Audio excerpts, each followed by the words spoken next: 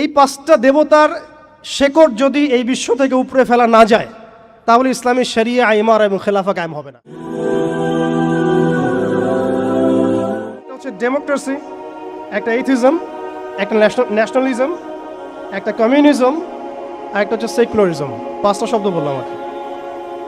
এখনকার এই বিশ্ব ব্যবস্থায় ইসলামী খেলাফতকে দূর করে দিয়ে, উম্মাকে বিভক্ত করে দিয়ে, মোনাফেক শাসকদেরকে বসিয়ে ইন্টারনালি প্রত্যেকটা রাষ্ট্রে এই পাঁচটা দেবতা বসানো হয়েছে। ডেমোক্রেসি, এথিজম, আর বললাম কি ন্যাশনালিজম, একটা কি বললাম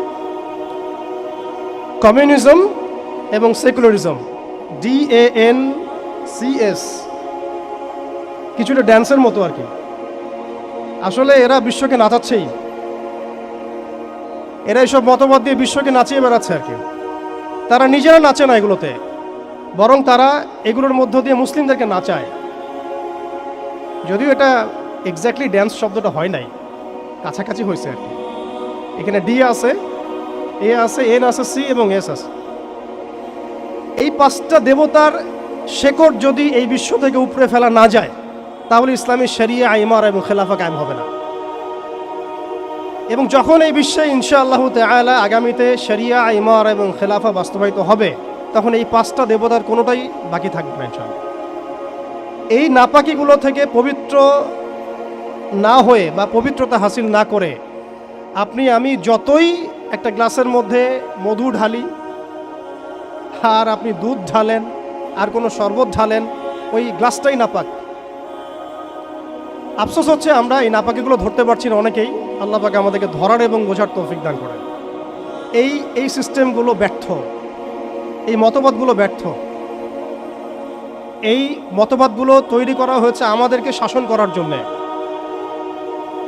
এই মতবাদগুলো আমাদেরকে গিলানো হয়েছে আমাদেরকে ডমিনেট করার জন্যে, আমাদেরকে পশ্চিমাদের দাস বানানোর জন্যে, জায়নিস্টদের দাস বানানোর জন্যে, IMF-এর কাছে লোনের হাত পাতার জন্যে, কোনো ডিসিশন নেওয়ার আগে, রাষ্ট্রের কোনো ডিসিশন নেওয়ার আগে ইউনাইটেড নেশনসের কাছে এই ভিক্ষার ঝুলি পেতে দেওয়ার জন্যে, আমাদের চোখের সামনে আমাদের ভাই বোনদেরকে নির্মমভাবে হত্যা করলেও আমরা টু শব্দ করতে পারবো না এই জন্যে। ইভেন আমাদের দেশের 99% মানুষও যদি শরিয়া চায় তবুও রাষ্ট্র ব্যবস্থা এটা চাইবে না, কারণ রাষ্ট্র ব্যবস্থা এই তন্ত্রমন্ত্রগুলো দ্বারা দীক্ষিত। এর মধ্যে আরও আছে মানবরচিত সংবিধান, আরও আছে মানবরচিত বিচার ব্যবস্থা, আরও আছে আল্লাহর হালালকে হারাম করে ফেলা, আল্লাহর হারামকে হালাল করে নেওয়া। পুরো একটা তাগুতি এবং কুফরি সিস্টেম আমাদেরকে দেওয়া হয়েছে। কোন জায়গা থেকে? খেলাফা অ্যাবলিশ করার পর থেকে। আমরা কোথায় ছিলাম এটা আমাদেরকে বুঝতে হবে। এখনকার প্রবলেম কি সেটাও বুঝতে হবে, ক্রাইসিসগুলো, তারপরে আসতে হবে সলিউশন কোথায়।